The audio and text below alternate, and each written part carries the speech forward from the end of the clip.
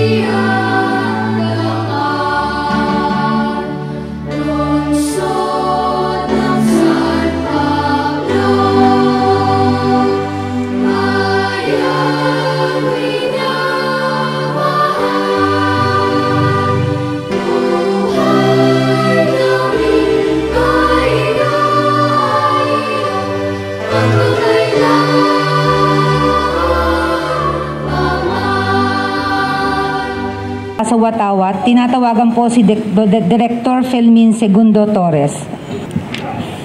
Ako ay Pilipino.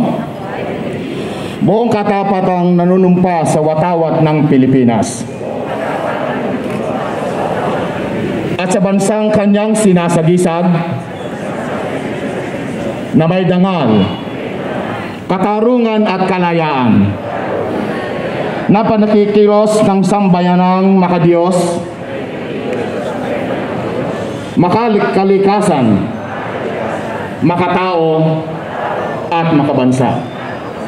Naman po sa panunumpa ng Lingkod Bayan, tinatawagan po si Director Lilian de la Cruz. Para po sa panunumpa ng Lingkod Bayan, pakitaas muli ang kanang kamay at sumunod sa akin. Ako ay isang Lingkod Bayan. Pangangalagaan ko ang tiwalang ipinagkaloob ng mamamayan. Maglilingkod ako ng may malasakit, katapatan, at kahusayan na walang kinikilingan. Magiging mabuting halimbawa ako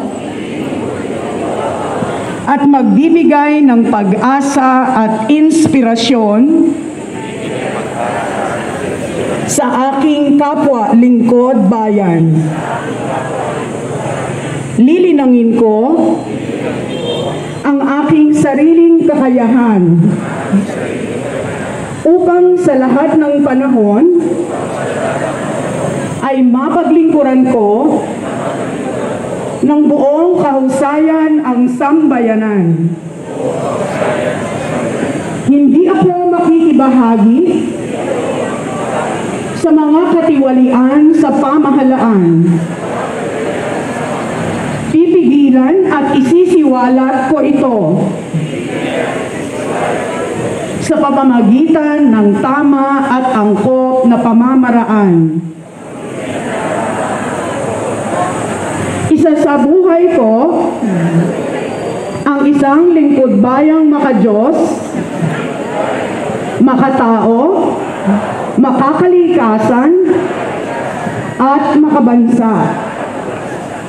Tutugon ako sa mga hamon ng makabagong panahon tungo sa adhikain ng matatag, maginhawa, at panatag na buhay. Sa mga tungkulin at hangaring ito, kasihan nawa ako ng may kapal. Tinatawagan si Director Romeo Rase. The city of Seven Lakes, a premier tourist destination, light industrial and educational hub in Calabarzon, Region 4A, committed to good governance and sustainable development to deliver quality services to satisfy its customer, constituents, and other interested parties to the best of our abilities and resources. We commit ourselves to continually improve and make all processes easier in the management system at all times for the attainment of the ultimate goal of the city government of San Pablo City. Okay, narito nga po ang tanggapan ng Cruz na Pula para sa celebration ng aming founding anniversary, and we would like to thank all the people who are here, particularly the Sangguniang Panlungsod na San Pablo. Hindi ko na iisa-isahin po, napakadami. And iisa-isahin. At particularly ang ating pong admin, si Admin Larry Amante, and all the Red Cross volunteers who are here today. At particularly po din sa lahat ng mga empleyado na narito na nakabilad sa initan. Alam naman po natin para sa kalusugan natin yung init na yan. Ano po? Yun nga po, we're very fortunate to reach the 72nd anniversary of the Red Cross San Pablo City Chapter. Marami po pinagdadaanan, may lubak, may tuwid, at marami pong mga pagsubok na pinagdaanan ang Cruz na Pula para makarating po sa 72 taon. Yun, marami pong serbisyo pinagkakaloob. Maring ang lahat, ang nakaalaman lang ninyo ay ang tungkol sa dugo. Pag sinabi nating Red Cross, ang tumatatak agad sa utak natin ay dugo. Ano po? Kaya kayo po, siguro sa oras na ito, kung kayo po ay aking pahihigain, ay baka ako'y makakakuha dito ng mga 50 tao na magdodonate ng dugo. Pwede po ba yon? Walang nasagot. Pwede po. Yan. Kasi alam niyo po, kasi alam naman natin na ang blood is not produced by chemicals. It is produced by our own body. Kaya kailangan nating makapag-donate ng dugo kasi this is a process wherein that we replenish the blood that we have in our body. Kasi kapag tayo ay iyan ang dugo natin, hindi tayo malilinis ang katawan. Ano po? Para din lang yan sa sakyan na kailangan natin ng change oil. Ano po? Kaya hindi naman kailangan kayo magpasaksak para mabawasan ng dugo. Kaya kailangan, it's better for you to donate your blood to save somebody's life than to spill your blood sa kalye. Ano po? And also, about the disaster, we're also a member of the San Pablo City Disaster Council. Affiliated po kami and one of the mandated member of the council para po sa promotion ng disaster preparedness and also the trainings and other response wherein that we can help to our community. At ang isa pa rin po ay about first aid. More or less, siguro po ay marami nakakaalam dito kung ano ba ang first aid. Baka ang alam lang ng first aid ay band-aid lang. Ang baon sa bulsa ay band-aid. Ano po? Yun ay first aid na. Kasi marami po particularly, bawa sinabi nose bleeding. Ano bang alam natin kapag nose bleeding? Dito po sa likod, tanungin ko po kayo, paano pagka nose bleeding? Ititingala o itutungo? Sagot nga po, ititingala, itutungo. Bawal itingala, bawal itungo. Ano po? Anong sagot? Ititingala daw sabi dito. Mali. Itutungo po natin kapag po tayo ay may nose bleeding para hindi umakyat sa ating utak at doon mag-clot ang blood. Ano po? Pabayaan natin po mag-flow at atin lang i-pinch ang ating nose. That's a very simple first aid na even everybody didn't know. Ano po? Kaya let's have a knowledge about first aid. Ano po? A little knowledge will make a big difference. Kagaya po ngayon, marami pong inaatake sa puso. Basta na lang natutumba, no pulse, no breathing, wala po tayong ginagawa. The tendency that we have to do is just to pick up and bring the patient. But a minute is very important between life and death. Kaya kailangan po natin na magbigyan muna siya ng lunas bago natin siya itakbo. Ano po? The mere pumping of the chest is make a difference pagka po ganun ang pangyayari. Ano po? Kasi hindi naman po ngayon advise masyado yung ang agad-agad ang alam ng iba ay lips to lips na agad. Ano po? First aid muna pong pumping of chest. Then also about yung kami po kabalikat din ng ating government, particularly in the vaccination and promotion of health, particularly sa ating COVID-19 and dengue prevention. Then, meron pa rin po ibang mga programa, particularly po yung ating volunteerism. Narito po, may mga volunteer tayo dyan sa baba. Adult and young volunteers. Yan po isa din programa ng Red Cross wherein that we inculcate the values of volunteerism among the youth of today. Kasi marami tayong palikuli-kundaan para sa ating mga kabataan. Kaya we have to help for them to straightforward for a better citizen of our community. Yun po, marami pong salamat at we hope that you will support the Red Cross, particularly din po sa ating membership campaign. Now we're appealing also with a DILG memo regarding the campaign of support from the city government or from the DILG family. Marami pong salamat sa opportunity na ito and sana po ay patuloy niyo pong supportahan ng Red Cross in a manner wherein you can support this through your talent, through your resources, or through your time. Yun po yun ang natin, kailangan natin. Hindi naman pwedeng lagi kayong pera ang yung time that you will spend in helping others is merely or is a voluntary service already. Maraming salamat po and God bless us all. Thank you for hosting the flag raising ceremony. Amin po munang kinikilala ang ating po mga bisita. Sa araw na ito, sila po ay mula sa civil service. Atin pong kilalanin Director Charity Arevalo. Ayan, nakasama rin natin ang Senior HR Specialist, Mr. Christopher John Espiritu. At ang isa pang CSC staff, Mr. Edward G. Ramos. Sila po ay mula sa Civil Service Commission Field Office, Santa Cruz, Laguna. Amin din kinikilala ang mga kasamahan natin nasa entablado, ang mga naglilingkuran. Nabanggit ko na yung ilan, pero babanggitin ko na ulit lahat, baka may makalimutan. Si Konsehal Angie Yang, ang Pangulo ng mga barangay chairman, nandun yung mga barangay chairman, ayun. Ang kanilang Pangulo, forever single, APC President, Maning Amante. Hindi ka na nakakuha ng kapartner na. Siyempre, si Konsehal Ambo Amante, palakpakan po natin. Konsehal Francis Nap Calatrava. Konsehal Carmela Acevedo. Ang ating pong masipag, gaya ng paulit-ulit namin sinasabi, maghanda ang mga opisina at tanggapan, bigla-bigla na lang sumusulpot. Ang ating masipag na City Administrator, Kuya Larry Amante. Ayan. Si Konsehal Tibor Amante. Konsehal Dandy Medina.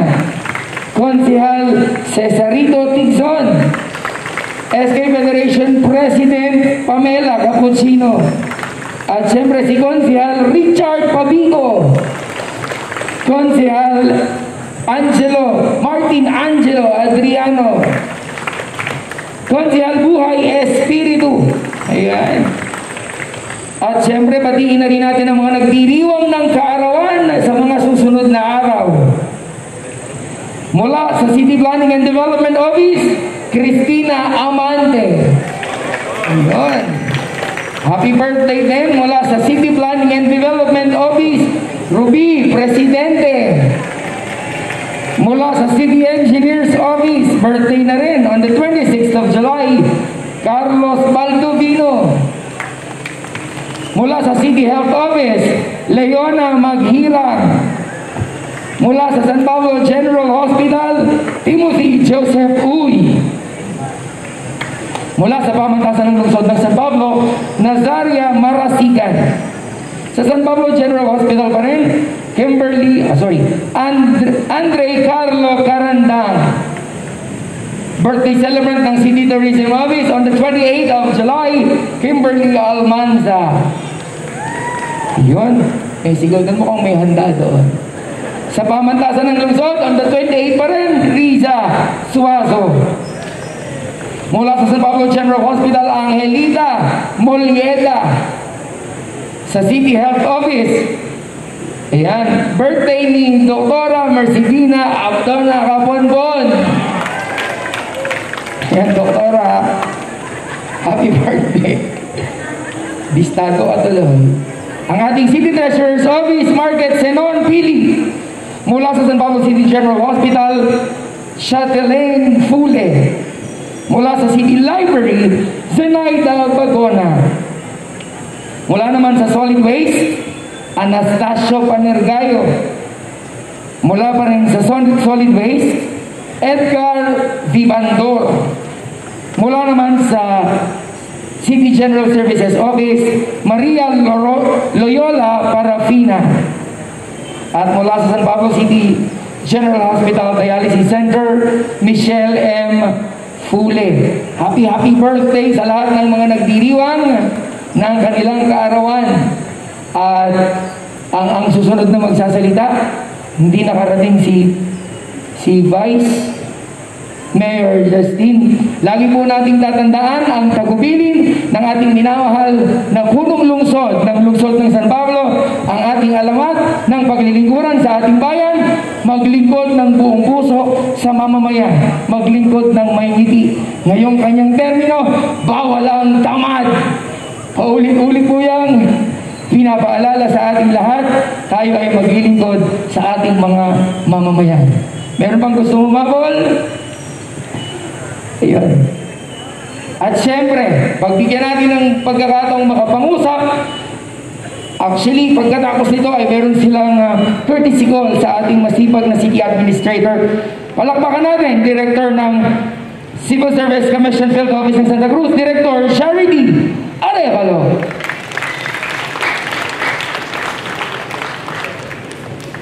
Good morning, everyone. Hello.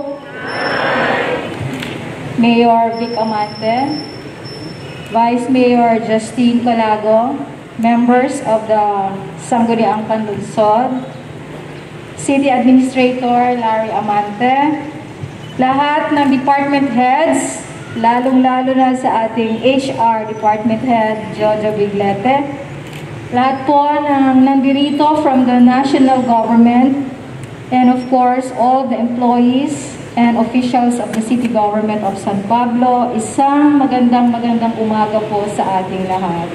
Siguro nagtataka kayo, bakit biglang nandirito ang Civil Service Commission Provincial Office ng Laguna. Natutuwa po kami na igawad ang isa na namang Certificate of Recognition sa City Government of San Pablo sa Human Resource Management and Development System ng City Government. Sa totoo lang po, ito ay pangatlo na pong certificate. Palakpakan po natin ang City Government. So, siguro nakakapanood kayo ng ating virtual awarding ceremony. Tama po ba ako? Kung saan ay naigawad na po ang 2 certificates of recognition. Ito na po yung pangatlo. Ito na po yung pangatlo at hihintayin pa natin yung pang-4. Kayang-kaya ba natin? Walang sumasagot, admin. Kaya po ba natin? Kaya. So, 4 po na HR systems. Recruitment, selection, and placement na ipasa na po ng San Pablo. Palakpakan po natin ang San Pablo. Pangalawang HR system, rewards and recognition na ipasa na rin po ng San Pablo City Government. At dala-dala po namin ngayong umaga ang pangatlong Certificate of Recognition para sa performance management. Palakpakan ang San Pablo City Government. So, napakahalaga po ng performance management. Sabi nga po ng ating MC kanina, sa San Pablo City, bawal ang tamad. Tama po ba ako? So, ibig sabihin, with performance management, we will be able to measure our work, our targets, our accomplishments, and even our contributions for the development of our city government. With performance management, we will also be able to determine sino sa mga empleyado natin ang hindi nagtatrabaho. Kasi bawal nga ang tamad, sabi po ng ating MC kanina. At kung merong hindi nagtatrabaho, sa pamamagitan ng performance management, malalaman din natin kung sino ang ating mga excellent workers in the City Government of San Pablo. Kaya po ba natin? Parang humina na ang sagot. Kayang-kaya. Kasi nandito na ang inyong certificate. Okay? So, muli palakpakan natin ang Human Resource Management Office, headed of course by our department head, Sir Jojo, and of course si Ma'am Elsa, na kasama ang ibang HR staff para tapusin yung ating mga requirements to be able to accomplish our performance management indicators under Prime HRM. So bago ko po igawad, basahin po ni Mr. Dan ang nilalaman po ng ating Certificate of Recognition. Magandang umaga po sa ating lahat. Thank you, Director Chat. Please allow me to read the citation of this certificate. Certificate of Recognition. This certificate is presented to City Government of San Pablo for achieving maturity level 2 in the system performance management. As a result of its determination and invaluable efforts to transform the HRM systems and competencies of its people to a level of excellence for good governance and for efficient and effective public service delivery. Awarded this 19th day of May 2022, Civil Service Commission Regional Office Number 4, signed Director 4, Karin Litz P. Zerna. Again, congratulations po to the city government of San Pablo. Okay, once again, mga kaibigan, palakpakan natin ang pagkilala sa lungsod ng San Pablo sa pamamagitan ng tanggapan ng HR. Ito'y tinanggap ng ating minamahal na City Admin, Admin Larry Amante. Ngayon, tayo ay hindi lang magseservisyo ng lubos sa ating mamamayan, magsisilbi ng may ngiti at kaligayahan. Sapagkat sa ilang panahon na ay nilunsad na ang serbisyong ngiti, San Pablenyo ang wagi. Ayan, kaya naman, baka meron pa pong mga pahabol na announcements. Wala na po. Kung ganon, mabuhay ang lungsod ng San Pablo, mabuhay ang mga kawani na naglilingkuran sa ating pamahalaan. Palakpakan po natin ang ating mga sabihin. Magandang umaga, maraming salamat, and may God bless us all.